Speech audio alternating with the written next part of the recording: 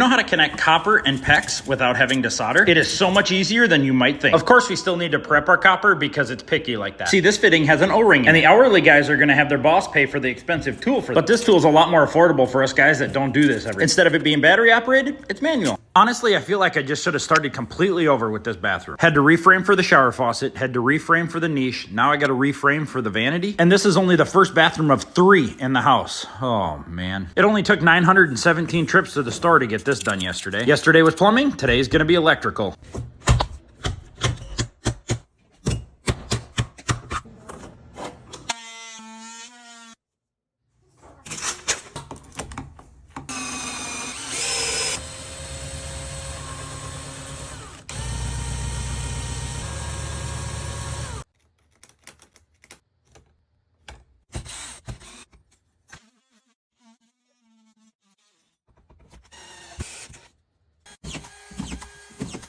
This bathroom renovation is moving along. It's time to hang some drywall. And I think 90% of people could do this on their own. Having the right tools to do the job makes all the difference. Of course, you could do it without the T-square that I just used, but why would you? This is so much easier. Anytime you have 2 ends of drywall coming together, be sure that they're factory edges. In my opinion, this is the best drywall tool that's ever been created. You simply pull the trigger, push, and it sets the screws to a perfect depth. And it's really satisfying. This is the worst part of any renovation, hands down. If I was ever tortured with this, I would cave instantly. It's definitely not hard, but no matter how careful you are, you're going to get itchy. And if somebody tried to make me roll around in this on a nice hot day for information, I'd tell them anything.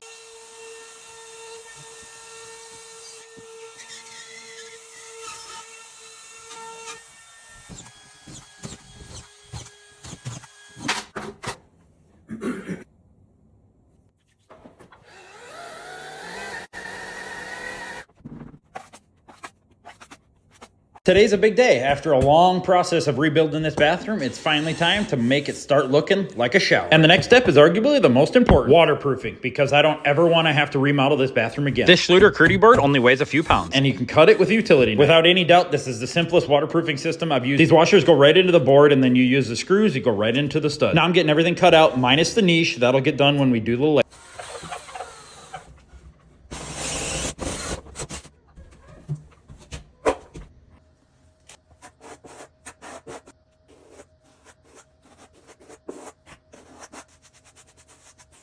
I've been tiling for 40 years and we never had to use any waterproofing systems. Yeah, well, I've been demoing your showers for the last 10 years and I can tell you, you should have been using it.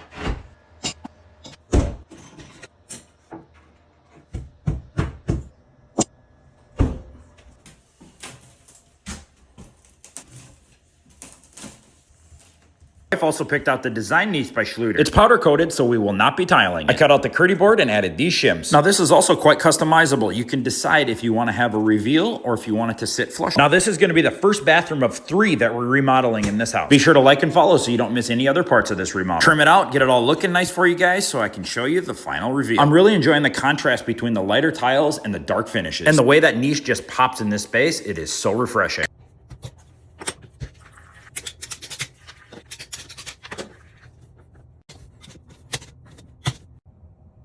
Have you ever sat on a heated toilet seat in the middle of the winter when the outside temperature is negative 25 degrees? If that's not your favorite feature of a smart toilet, then I need to know what is. I also have 2 young sons, so having a toilet bowl that lights up, if you know, you know.